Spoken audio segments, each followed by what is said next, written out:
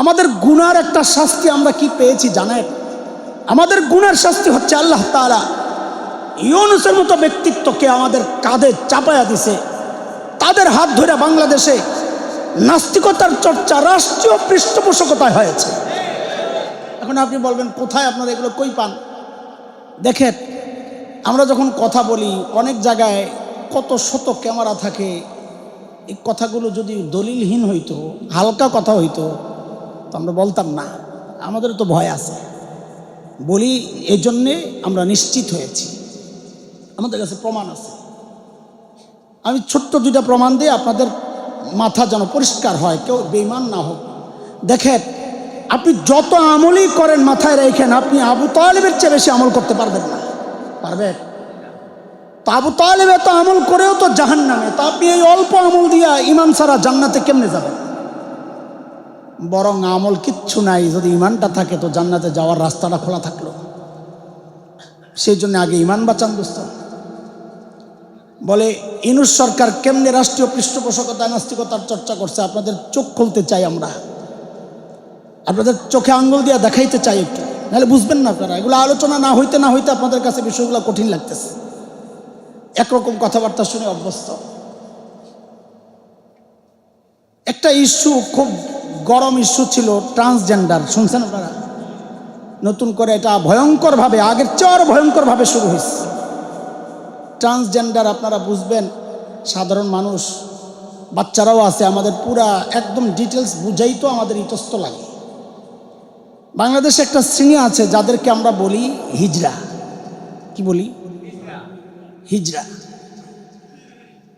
এদের আরেকটা পরিচয় আছে, রাষ্ট্রীয় পরিচয়, তৃতীয় লিঙ্গ বলে না, থার্ড জেন্ডার। একটা কথা মাথায় রেখেন, এই কথাটা কোরআন বিরোধী কথা। আল্লাহ থার্ড জেন্ডার বলতে কাউকে বানান নাই। ইয়া আইয়ুহান নাসু তাকু রাব্বাকুমুল্লাযী খালাকাকুম মিন নাফসিন ওয়াহিদাহ ওয়া খালাকা মিনহা যাওজাহা ওয়া বাসসা মিনহুমা রিজালান কাসীরান ওয়া নিসাআ। আল্লাহ বলেন আমি বানাইলাম নারী আর পুরুষ, আপনি থার্ড জেন্ডার কই পাইলেন? জেন্ডার কয়টা? দুইটা, নারী আর থার্ড জেন্ডারের একটা ধোঁকা। চোখ না থাকলে তাকে আমরা বলি দৃষ্টি প্রতিবন্ধী, কথা বলতে না পারলে তারে আমরা বলি বাক প্রতিবন্ধী, শরীরের যে কোনো অঙ্গের সমস্যা থাকলে তাকে আমরা বলি অঙ্গ প্রতিবন্ধী। তো যৌনাঙ্গের সমস্যা থাকলে সে কেন থার্ড জেন্ডার হবে? সেও তো একটা প্রতিবন্ধী। জেন্ডার তো একটাই, হয় ছেলে নয় মেয়ে। শরীয়ত তাই বলেছে আমাদেরকে, মেয়ের স্বভাব বেশি থাকলে মেয়ে, ছেলের স্বভাব আলামত বেশি থাকলে ছেলে। শরীয়তের বিধান এটা আলোচনার বিষয় না, এটা আরেক বিষয়। কিন্তু ট্রান্সজেন্ডার হিজড়া না। হিজড়া শারীরিক প্রতিবন্ধী, ট্রান্সজেন্ডার হচ্ছে মানসিক প্রতিবন্ধী। মানসিক প্রতিবন্ধী মানে এটাও একটু বুঝেন। আল্লাহ বানাইছেন ছেলে, কিন্তু তার মন বলতেছে আমি ছেলে না, আমার কেমন কেমন জানি লাগে, আমার ছেলের সাথে বিয়ে করতে মন চায়। তো এই দুনিয়ার আইন বলে, পশ্চিমাদের আইন বলে তাকে এই অধিকার দেওয়া হোক, এটা তার মানবিক অধিকার, এটা তার মানবাধিকার। কি সে চাইলে এখন নিজের শরীরে অস্ত্রোপচার করে গোটা শরীরকে মেয়েদের মতো বানায়া সে চাইলে এখন ছেলেকে বিয়ে করতে পারে। এত আস্তে নাউজুবিল্লাহ বলবেন? এটা হচ্ছে তাদের বক্তব্য, কিন্তু আল্লাহর বক্তব্য কি? আল্লাহর বক্তব্য হচ্ছে লা তাবদীলা লিখালকিল্লাহ। আমি যাকে ছেলে বানাইছি, দুনিয়ার সমস্ত চিকিৎসা বিজ্ঞানী চেষ্টা করে তাকে মেয়ে বানাতে পারবে না, এটা আল্লাহর চ্যালেঞ্জ। আমি যাকে মেয়ে বানিয়েছি, দুনিয়ার সমস্ত চিকিৎসা বিজ্ঞানী চেষ্টা করে তাকে ছেলে বানাতে পারবে না, এটা কার চ্যালেঞ্জ? সুতরাং কেউ যদি নিজে ট্রান্সজেন্ডার অপারেশনের মাধ্যমে নিজে যদি তার জেন্ডার চেঞ্জ করার চেষ্টা করে, নারী পুরুষ হতে চায়, পুরুষ নারী হতে চায়, সেও মুরতাদ। যারা এই আইনের পক্ষে থাকবে তারাও মুরতাদ, যারা এই আইনের স্বীকৃতি দিবে তারাও মুরতাদ, যারা এই আইনের পক্ষে কথা বলবে সবগুলো মুরতাদ। অথচ এরা মনে করে আমরা মুসলমান। ওইটাই শেখ আবুল হাসান নদভী বলেছিলেন, এই যুগেও মানুষ মুরতাদ হচ্ছে, কিন্তু আফসোস এই যুগে যারা মুরতাদ হচ্ছে ও নিজেও জানে না আমি ইসলাম থেকে বের হয়ে গেছি, যেই সমাজে মুরতাদ হচ্ছে সমাজও জানে না সে ইসলাম থেকে বের হয়ে গেছে। নিজে জানে না, সমাজও জানে না। আমাদের কাছে বিষয়গুলো স্পষ্ট, অনেকে নিতে পারবেন না। আমি শুরুতেই বলছি, টকশোতে বসে বসে এমন সব কথাবার্তা বলে আমরা অবাক হই, আরে মানুষ এত দিন না, ইমান নাই। এই মানুষটাকে যদি আপনি বলেন ভাই এভাবে বললেন না, ইমান থাকবে না, জবাব দিবে কি জানেন? আমার ইমান আছে না নাই সিদ্ধান্ত আপনি দিবেন না, আল্লাহ দিবে। ও বলবে এটা। আবার কি বলবে জানেন? আমার ইমান কেমনে যায়, আমার বাবা হজ করছে, আমার দাদা হজ করছে, এগুলো বলে। আমি আমার কি মনে করছে আমি প্র্যাকটিসিং মুসলমান, অথচ পর্দা নিয়ে কটূক্তি করতেছে। কিসের প্র্যাকটিসিং মুসলমান? আচ্ছা আপনাদেরকে জিজ্ঞেস করি, কেউ যদি নামাজকে সন্ত্রাস বলে তার ইমান থাকবে? নামাজিকে যদি সন্ত্রাসী বলে তার ইমান থাকবে? রোজার ব্যাপারটা বলেন, ইমান থাকবে? জাকাতেরটা কেন? কারণ এরা মুরতাদ। শরীয়তের অকাট্য দলিল দ্বারা শরীয়তের যে বিধান প্রমাণিত, ওই বিধানকে যদি কেউ অস্বীকার করে, তাচ্ছিল্য করে, সংশয় প্রকাশ করে, তার ইমান থাকবে না। যদি তাই হয় তো গত টার্মে কত মানুষ বেঈমান হয়েছে একটু খেয়াল করেন তো। ইমানদার যুবকদেরকে গ্রেফতার করা হয়েছে কি বইলা? তার কাছে জিহাদি বই পাওয়া গেছে। তার মানে কি বুঝাইতে চাইলা?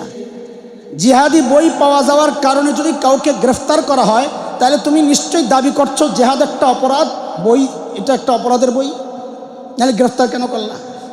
তার মানে যারা সিদ্ধান্ত দিছে তারাও মুরতাদ হয়েছে, যারা বাস্তবায়ন করেছে তারাও মুরতাদ হয়েছে, যারা পক্ষে ছিল সবগুলো মুরতাদ হয়ে গেছে। কিন্তু কারো কোনো খবর নাই। তাহাজ্জুদ পড়ে বলে ৮০ রাকাত, তাও ১-২ রাকাত না। কত রাকাত? ৮০ রাকাতের তাহাজ্জুদ বলা বুজুর্গ দেখছি আমরা। সুবহানাল্লাহ। সমাজ জানে না তারা মুরতাদ হয়ে গেছে, সমাজও জানে না। কেমনে বলবেন? কেমনে? একটা প্রমাণ নেন। ২০১৩ আপনাদের মনে থাকার কথা নিশ্চয়ই, শাহবাগে গণজাগরণ মঞ্চ বসেছিল, মনে আছে? যুদ্ধাপরাধীদের বিচার ত্বরান্বিত করার দাবিতে। আমাদের সাথে এটার কোনো সংঘর্ষ নাই। আমাদের সাথে সংঘর্ষ বাঁধল কখন? যখন আমরা দেখলাম ওই গণজাগরণ মঞ্চের আড়ালে কিছু নাস্তিক ব্লগার ইন্টারনেটে লেখালেখি করে, ব্লগে তারা আমাদের প্রিয় নবীজি সাল্লাল্লাহু আলাইহি ওয়াসাল্লামের বিরুদ্ধে এমন সব কুৎসিত লেখালেখি করছিল, গোটা বাংলাদেশের সব দলমত নির্বিশেষে সব ইমানদাররা আল্লামা আহমদ শফি নওয়ার আল্লাহু মারকাদার নেতৃত্বে মাঠে নেমেছিল। ওই সময় এদেশের কিছু ইমানদার যুবক এক নাস্তিক ব্লগার রাজীব হায়দারকে হত্যা করেছিল। আমি দৃঢ়ভাবে বিশ্বাস করি ওই ছেলেগুলোর ইমান আমি হাসান জামিলের ইমানের চেয়ে মজবুত। কেন জানেন? কারণ তাদের ইমান তাদের নবীর দুশ্মনকে হত্যা পর্যন্ত করতে দ্বিধা করে নাই, তারা কিচ্ছু চিন্তা করে নাই। আমি তো করতে পারি। আপনাদেরকে উৎসাহিত করছি না যুবকরা, আমি এক চরম বাস্তবতা বলতেছি। এটা উৎসাহিত করতে হবে কেন কাউকে? এটা রাষ্ট্রীয় আইন হওয়া দরকার ছিল যে নবীকে যারা গালি দিবে তাদের শাস্তি একটাই, তাদেরকে প্রকাশ্য মৃত্যুদণ্ড দিতে হবে। এটার সাথে কোনো আপোষ করার কথা না। আপনি যেই দলই করেন, যদি নবীকে ভালোবাসেন এই দাবির সপক্ষে থাকতেই হবে যে আমার নবীকে গালি দিলে তাকে মৃত্যুদণ্ড দিতে হবে। ওই যুবকরা এই কাজটা করেছে। আল্লাহ আমাদের যুবকদেরকে হেফাজত করে। আচ্ছা আপনারা বলেন যে নবীকে গালি দিছে সে মুসলমান না মুরতাদ? শুধু মুরতাদ না, এই মুরতাদগুলো হচ্ছে দুনিয়ার সবচাইতে জঘন্য মুরতাদ। কিন্তু সমাজ জানে না তারা মুরতাদ হয়ে গেছে। বলে আপনার এই কথার প্রমাণ কি? আরে প্রমাণ কয়টা নেবেন আপনি? রাজীব হায়দারকে যখন হত্যা করা হয় তখন পলাতক হাসিনা সংসদে দাঁড়ায়া বলেছিল রাজীব হায়দার হচ্ছে দ্বিতীয় মুক্তিযুদ্ধের প্রথম শহীদ। আল্লাহ নবীর যে গালি দেয় সে তো মুসলমানই না, শহীদ হয় কি করে? বরং তাকে শহীদ যারা বলবে তাদের ঈমান নিয়েও আমাদের সন্দেহ আছে। এরপর বলেন কাফেরের জানাজা হয় বলেন, অথচ রাজীব হায়দারের জানাজা হইল শাহবাগে। কেন হইল? সমাজ জানে না সে ইসলাম থেকে বের হয়েছে। সমাজ যদি জানতো সে কাফের, জানাজা পড়তো না। এখন আপনারা হয়তো কেউ কেউ বলবেন হুজুর আপনাদেরও দোষ আছে। হ্যাঁ, সব দোষ তো আমাদেরই। কি দোষ? বলে আপনার মতো কোনো হুজুরই তো যায় জানাজা পড়াইছে, না পড়াইলে তো আর জানাজা হইতো না। তো শোনেন, আমার ওই ভাইটাকে জোর করে ক্ষমতার দাপট দেখায় ওরা নিয়ে দাঁড় করাইয়া দিছিল।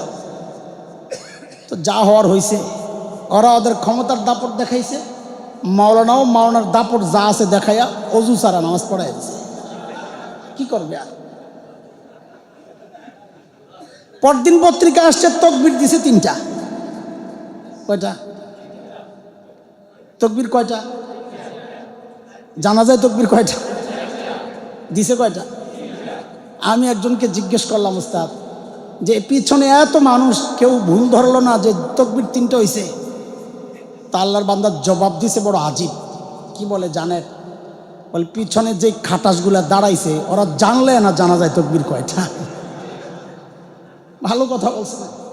আল্লাহ দোস্ত, কথাগুলো আপনাদেরকে আমি ইজি করছি এই জন্যে যেন আপনাদের দিল পর্যন্ত পৌঁছে। বিষয়গুলো খুব স্বাভাবিক না।